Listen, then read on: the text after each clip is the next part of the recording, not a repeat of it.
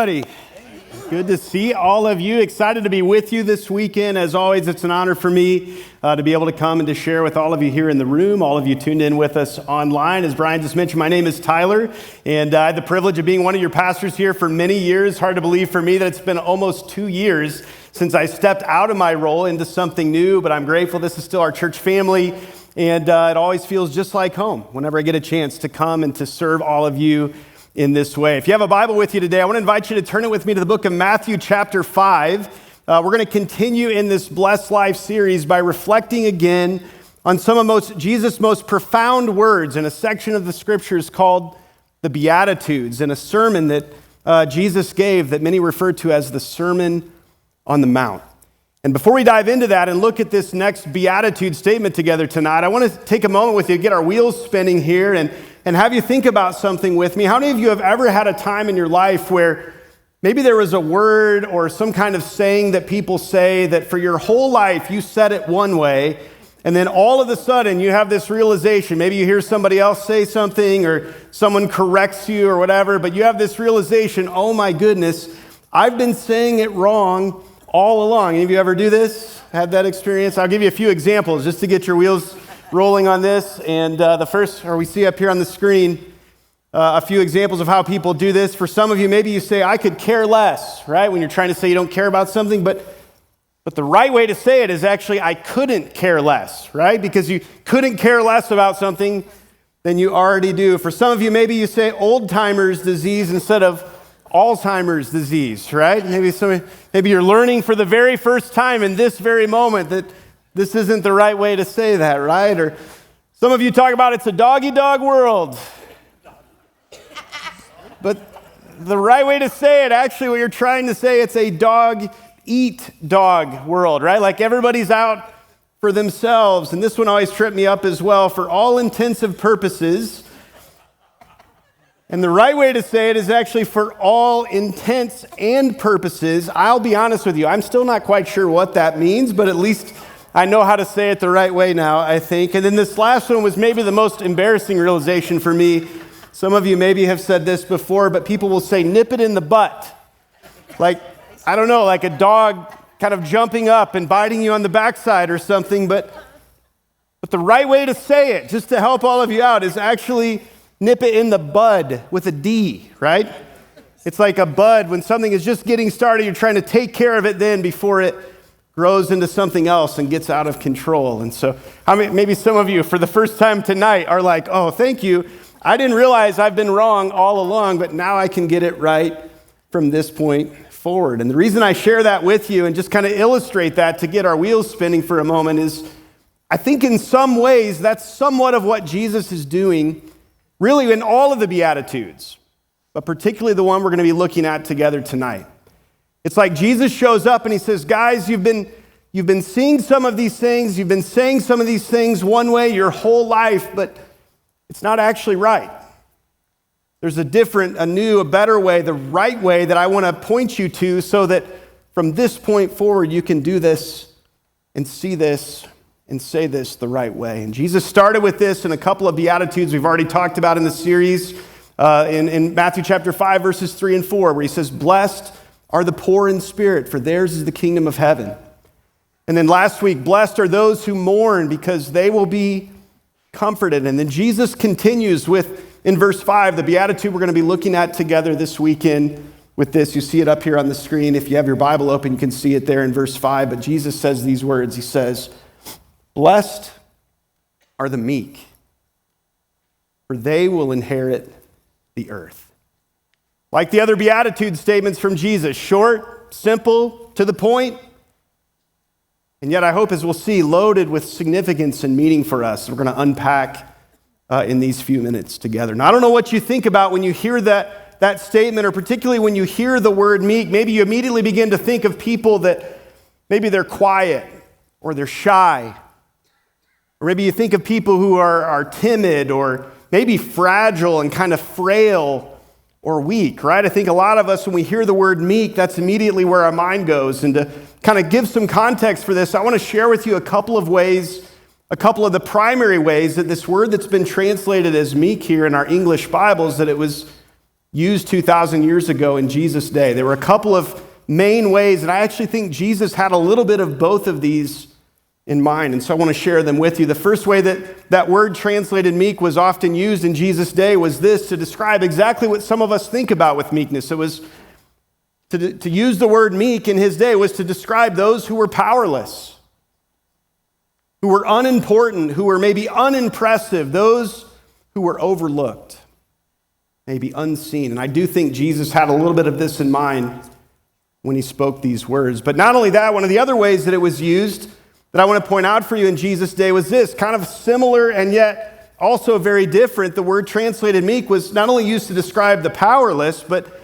at times it was also used to describe those who actually did have power. They had strength, they had power, but it was like it was reined in. It was applied in a unique way. It was power under control. It was tamed. It was harnessed in a way.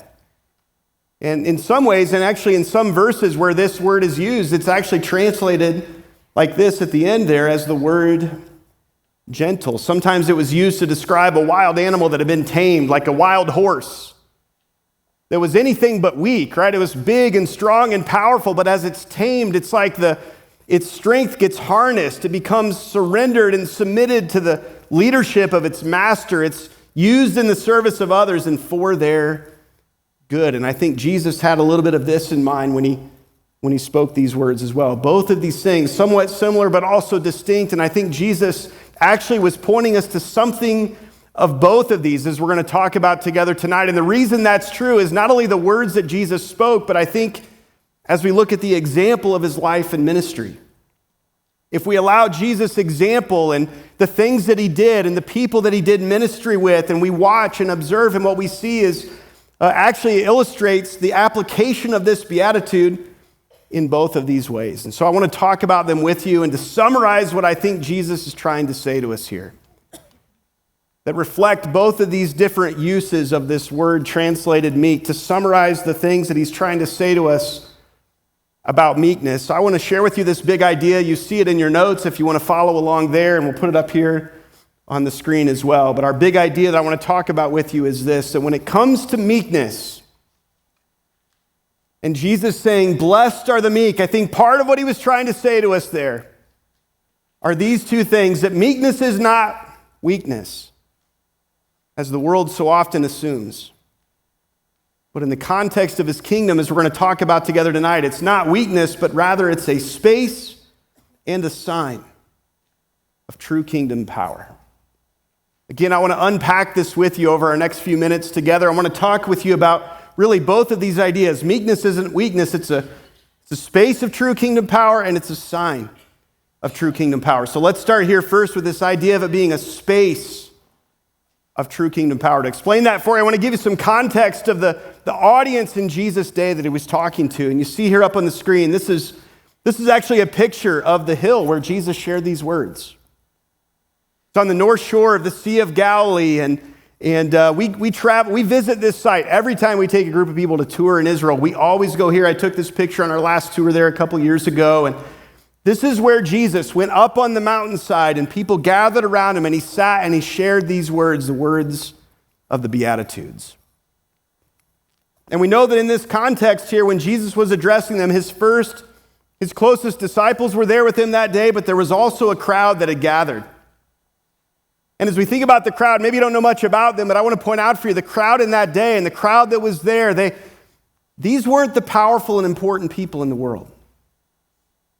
These weren't the notable movers and shakers of the Roman Empire, even the Jewish religious establishment, or really any other famous group of people of their day. That the people that had gathered around there were really just common, ordinary, everyday people from many of the small, seemingly insignificant villages around Galilee in northern Israel. They were the people that were largely unknown, largely unnoticed by much of the rest of the world. And yet they had gathered there with Jesus that day because we read in the stories leading up to the Sermon on the Mount, Jesus had been with them. He had been among them. He had been serving them and ministering to them. He had been healing them and comforting them and coming alongside of them and encouraging them. And so there they were, gathered around him that day. One of my favorite authors and writers, a guy named Dallas Willard, in his book where he addresses the Beatitudes called Divine Conspiracy, he talks about it like this, and he says that many of the people that Jesus describes in the Beatitudes were there that day. The poor in spirit, those who were spiritually bankrupt, not only the ones that realized they were spiritually poor, but even just the ones that were totally lost spiritually. They didn't have a clue about God. That everybody else would have said, I don't know that you'll ever have a chance with God. You are so far off, you don't even know where to start. He points out that there were those that were mourning and grieving under the weight of sorrow and loss and struggle in the world. And many people in the world of their day would have said, you know what? All that stuff you're going through, all those struggles, probably a sign that God's not in your corner. He's not on your side, right? You must be doing something wrong. It's why you're suffering all the things you're suffering. And not only that, there were even those we would describe as the meek, the powerless, the overlooked, the unimpressive, the unimportant. They had gathered there with Jesus that day, and he had an announcement for them. Again, in the world that they lived in, everybody assumed that those people had kind of got the bad luck of the draw. They were never going to get to the top. They were never going to live the good life. They had been kind of written off. And not only that, like I said, many people in the world of their day would have assumed that because they were poor in spirit or grieving or meek, it must have been an indication that God wasn't for them or with them or on their side. Those that God blessed were the successful and powerful and rich and accomplished. And Jesus shows up in the context of that. And he says to these people, guys, you've been seeing this wrong. You've been saying nip it in the butt. But it's actually nip it in the bud, right?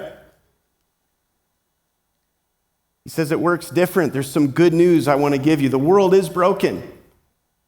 It's not the way it was supposed to be, but here's the good news, that because I'm here now and my kingdom is here in this world with me, the way it was always supposed to be is being made available to you and the whole world again. He points out that in his kingdom that's now here on earth, in and through him, in that kingdom, broken things are restored. Wrong things are made right. Relationships are healed. Dead things are coming back to life. And he points out to them in this beatitude, and really the ones before it as well, that the goodness, the beauty, the blessing of his kingdom here on earth and advancing throughout the world, guess what? It's not just for the rich and powerful and accomplished, those that have pulled themselves together like the rest of the world might have thought. The blessing, the beauty, the goodness of his kingdom was actually for everyone, even those that no one expected. The poor in spirit, those who were mourning and grieving, and those who were meek. And Jesus says, my kingdom is for you. But the good news gets even better, because not only is it available to them, I think one of the things Jesus is pointing to here, and we actually see it modeled throughout his life and ministry as well, is not only are the blessings of his kingdom available to them, but I think Jesus points them to this. It's actually going to start with them. It's actually going to go out in the world, in and through them first and foremost. When you think about it that way, what I want to point out for you, it's so important for us to see that actually the Beatitudes, they're more of an announcement than they are an assignment. For these people in their day, and even for us in our day, they weren't primarily a go do these things so that you can be blessed. They were more of an announcement that, unlike anyone thought in the world, this is who God is, this is how he works, and this is how his kingdom is going to take root and expand and advance throughout our world. It's available to everyone, even the unexpected. And not only that, it's going to start with those that many of the rest of the world would have written off and overlooked. This was good news for them. Good news for the meek in our day as well. And what we find in this is that, contrary to much of even what our world might suggest to us in our day as well, meekness is not weakness. From the perspective of Jesus and the perspective of his kingdom, meekness is actually a place and a space. of tremendous kingdom power. Here's what I think that means for us in our day and in our lives today. First of all, for those of us, maybe we consider ourselves to be in a place of meekness. Maybe for some of us in the room, some of us online, maybe we feel powerless, unimportant, unimpressive, overlooked, on the outside looking in, losing in the game that everybody else seems to be winning. And while the world may say to us who find ourselves there, you know what, man, stinks to be you. Glad it's you, not me. A rough draw, sorry about that. Nothing really to hope for or anticipate. Jesus says, no, not the way it works in my kingdom. My kingdom actually works much different than that. In my kingdom, take heart. Find hope. You're my people. I'm with you and for you. And the blessing, the healing, the goodness, the beauty of my kingdom is for you. Not only that, when we look at the world around us, maybe we look and we don't necessarily feel meek in that sense, but we look around the world and we see people in our family, or we see people in our neighborhood, or people in our workplace, or in our school, or people in our city, or people in hard places all around the world, and we see them as meek and powerless and unimpressive and unimportant, and the world might tell us, gosh, but you know what, there's nothing really to see there. No sense in investing there. There's nothing really to gain there. We might as well just write those people off and move on to something with more potential and significance and fame and notoriety. Jesus would come to us and say, no, that's not how it works in my kingdom. In my kingdom, the places and spaces of meekness are where you'll find me first and where you'll find me most, and where my kingdom is going to go out into the world, in and through. So look for me there. Join me there. Don't run from those things. Don't be annoyed by those spaces. Find me in them, because that's where I'll be. Thankful that Jesus points us to this in these words. As I said, as we look at his life and ministry, we see this all throughout the way that Jesus actually did what he did when he was here on earth. I know in my own life, I've seen example after example of this in various experiences as well. Some of my most vivid moments with God, of experiencing his presence and his power at work in my life and around me, have been in unexpected and unimpressive moments and spaces. The places that I didn't expect it, they weren't set up for that. We weren't manipulating it to create it. It just, all of a sudden, you find God in a space that all of us would probably describe as meek. I could give you lots of examples. I had a great example just a few weeks ago. God illustrated this again for me. I was at a work conference in Portland, Oregon. And it was a global mission conference. I went there to kind of tell people about some of the resources we have available for global mission work. And I showed up a day early and hosted a meet and greet with like 30 or 40 ministries, and just trying to get to know them, help them get to know us. And so I bought a bunch of donuts as refreshments for this and brought them to the meet and greet. When we were all done after a couple of hours, we had about 24 donuts left. So I took these boxes with me, kind of headed out. I went back to my hotel in downtown Portland. And when I got there, because it's downtown, you have to kind of use the valet driver there to park your car and all that kind of stuff. So I pull up and I get out and I give him the keys and I meet this valet attendant there. His name was Tim, a young guy, probably 20 years old, super friendly. And I said, hey, listen, this is kind of a weird offer, and I'd understand if you say no, but I had this work event. I had all these donuts. I have 24 donuts left. To be honest, I don't need them. I shouldn't eat them, right? And so I said, do you want these? I mean, they're just going to get thrown away. I'd be happy to give them to you. Maybe people that work here at the hotel could use them. And so this young 20-year-old guy who has a great metabolism, right, can still handle those. He's like, sure, I'll take those donuts. So he took them, and he took my car, and I went to my room. And a couple hours later, I came back down. I had a dinner meeting that night, and when I came down, he brought my car, and he gets out with this big smile, and he says, hey, man, thanks so much for those donuts. I ate a few of those. Those were great. And actually, I have a picture of the donuts up here, I think, too, for you, just to be thinking about those. But he says to me, hey, listen, great story about the donuts. He's like, shortly after you went up to your room, I was standing out here at my little valet kiosk, and I saw there were, just down the street from the hotel here, there was a homeless guy. He was trying to steal somebody's bike. All right, and so he said, I felt bad for the person who was going to get their bike stolen, but I also felt bad for this guy who was trying to steal it. I knew he was in a tough spot too. And he said, so I hope it's okay. I took one of the boxes of donuts, a dozen donuts, and I went over to the guy trying to steal the bike, and I said, listen, hey, I don't want you to steal that bike. If you don't steal that bike, I'll give you this whole box of donuts if you just won't steal the bike. And they must have looked good to this guy because he took the donuts and didn't steal the bike, and the person whose bike they got to keep their bike, they left happy, and the guy who tried to steal the bike, he left happy with a box of donuts, and my new parking attendant friend, Tim, he was left happy, feeling like he made a difference in the world, right? And he told me that story, and I just kind of laughed. Maybe like some of you are like, that was a crazy story. I didn't see that coming, right? We're just laughing about how apparently donuts can save the world, right? Good donuts can change things. And I said, Tim, that's great. Why did you do that? He said, well, honestly, you were nice and gave me these donuts, and so then when I saw them, and I felt bad again for the person who was going to lose their bike, but felt bad for the guy who was trying to take the bike, I just thought this was a way, it was worth a shot. I could try to use something I'd been blessed with to try to bless them and hopefully help out.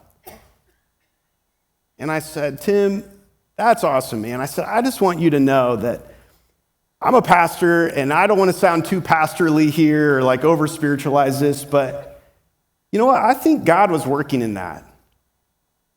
I think God put that on your heart and just stirred that up to try to be generous in some way to help both of them out.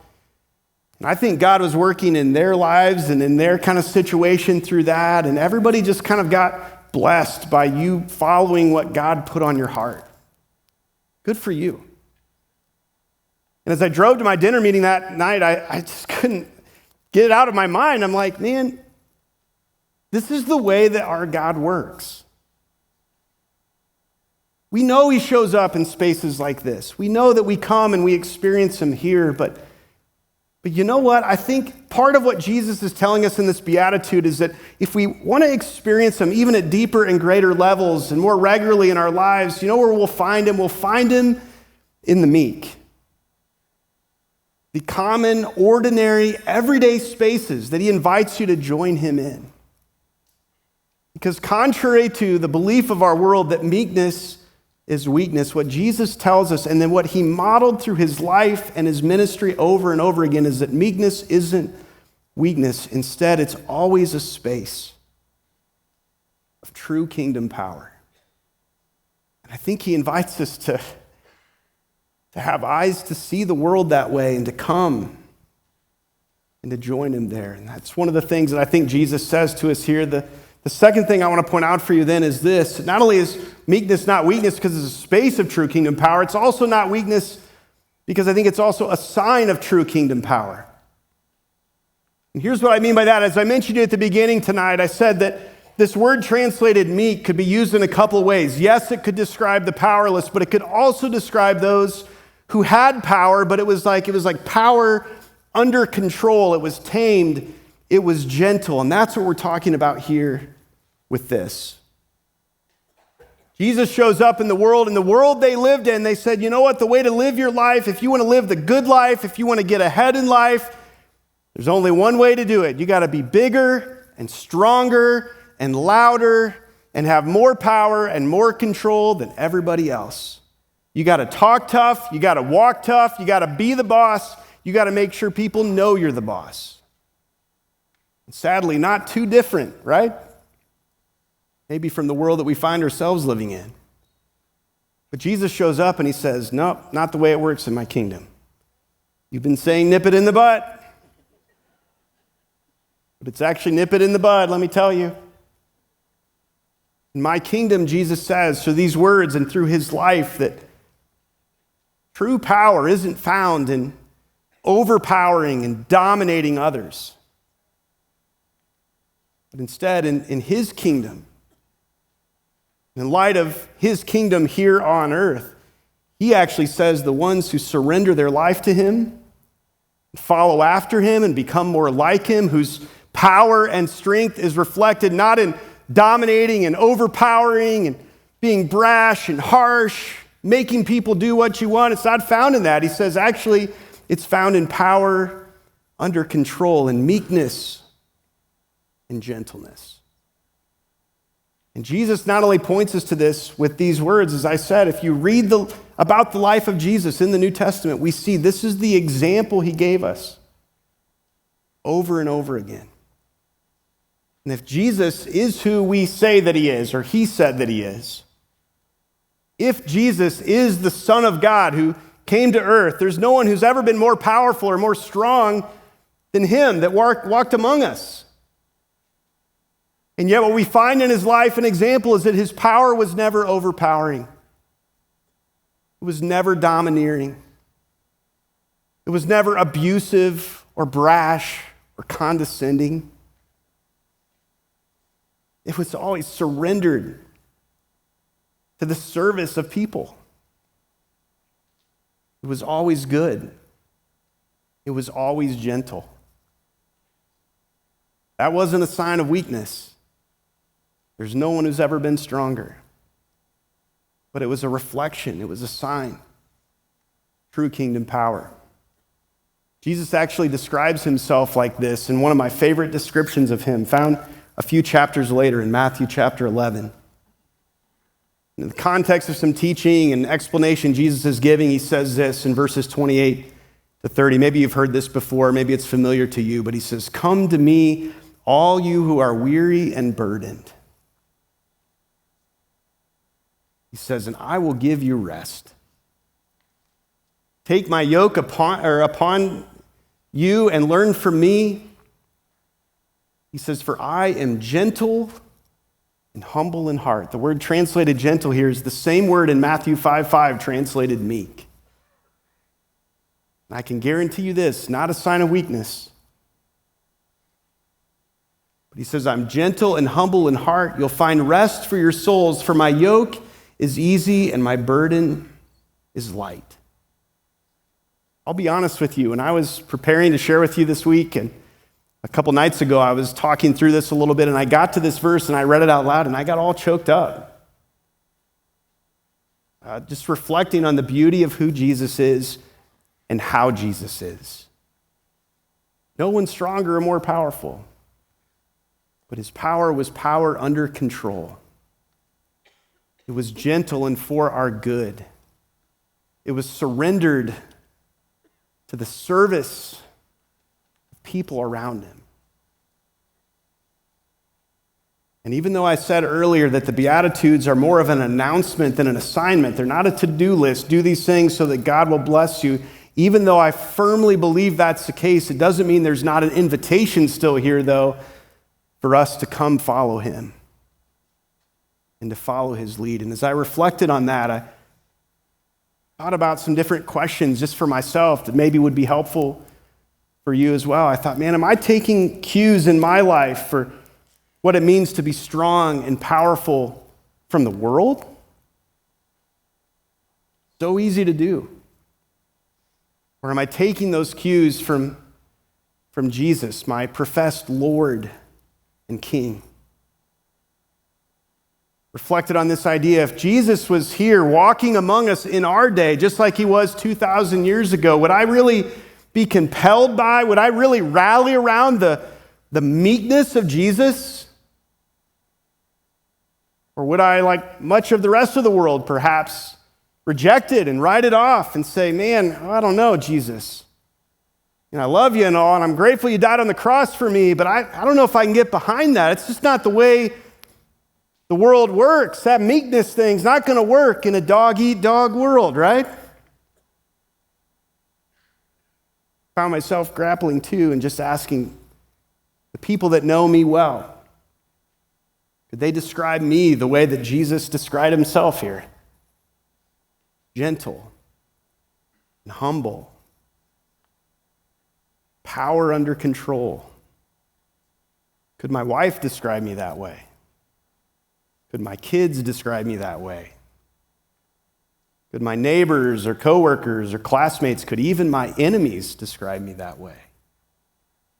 I think it's all part of following after him and living in his kingdom, not so that we can be blessed, but as a reflection of the fact that the blessings and beauty of his kingdom at work in our world and at work in our lives shows up as a sign of true kingdom power when we follow him in this. What do we do with all this? How do we respond? What is it that Jesus might be inviting us to do? There's just a few quick things that as we think about how to apply this to our lives that I want to share with you, that maybe one of these or all of these are a step that Jesus might be inviting you to take. The first thing is this, that in light of what Jesus shared here, I think he's inviting us to value meekness, to refuse to see it the way that the world does, to misunderstand it the way that our world does as weakness, and instead to see the beauty in it and the potential in it, both as a space of true kingdom power, but also as a sign of true kingdom power. Not only that, a second thing I think he invites us to do is this, to lean into meekness. That as we recognize its value, as we recognize its potential in our lives and in the lives of people all around us and all around our world, that rather than being kind of annoyed by meekness or put off by meekness or kind of resentful of meekness or looking at it and assuming nothing good can come from that, that instead we would choose to lean into it, to find our place in it, to join Jesus in it, to create time, to move our lives in the direction of the spaces and places of meekness so that we can find and join Jesus there. And then lastly, I think he invites us to be formed by meekness. As we said, it's not only a space of true kingdom power, but a sign of true kingdom power in our lives, just as it was in his life. And I think he invites us to come to him and say, we're not going to take our cues from the world, but from you, Jesus. So would you form in us the same meekness that was so compelling, that our world needs so desperately? Will you form that in each one of our lives as well so that we can be a reflection of you? A simple beatitude, short and simple statement, but a powerful one. Both a declaration of who God is and how God is and where we can find him at work in the world, but also an invitation for how we can be shaped and transformed by him and reflect him as we interact with people, the way Jesus did in his life and ministry as well. My prayer for us is that we would have ears to hear, hearts that are open to respond to him, and as we just said, that we would walk out of this moment committed to valuing meekness in our lives and in our world and the lives of people around us, so leaning into it and finding Jesus in the midst of it and being formed by it as well. So that just as people did with Jesus in his day and experienced the blessing and goodness of his kingdom through the meekness that he modeled and displayed to them, that they would experience that in and through each one of us as well. I think as we join him there, as we follow him in that way, then we'll find we're living a life that can truly be called blessed. Let me pray that for us as we wrap up our time together tonight. Jesus, we come before you. We thank you and praise you for showing us the way and also making for us a way to rediscover the life that you created us to live, a life that in many ways is so different from what becomes so natural and normal in the broken and fallen world we live in around us. Thank you for living among us. Thank you for modeling for us what it looks like to be a part of your family, to be your people, to be made in your image, and to be a reflection of that to one another. Jesus, thank you for your love and preference for places and spaces of meekness. Thank you for redeeming those spaces of powerlessness and being unimpressive and unnoticed and jumping right into the thick of it there and then inviting us to come and join you and experience you there. Help us to do that, Lord. And thank you for modeling for us what it looks like to live with power under control, in gentleness, surrendered to the service of others for their sake and for their good. Jesus, thank you for perfectly offering that to us. May we be people who grow in that and are formed by that, that we can offer that to others all around us. Lord, we love you. We thank you. We praise you for who you are and for all you do. And in faith, We commit ourselves to you, to follow after you and to become more like you. We love you and we praise you, Lord. We pray this in your strong and awesome name, the name of Jesus. Everybody said, amen. Guys, thanks for being here this weekend and letting me share. And as you leave, if you'd like someone to pray with you afterward, we'll have a team up front. You're welcome to come up and they can pray with you here. If you want to take some next steps in your faith or here at our church, you can stop by guest services. And if you'd like to find community in one of our groups, you can stop by our groups kiosk out there as well. Hope you have a great rest of your night, great rest of your weekend. We'll see you later.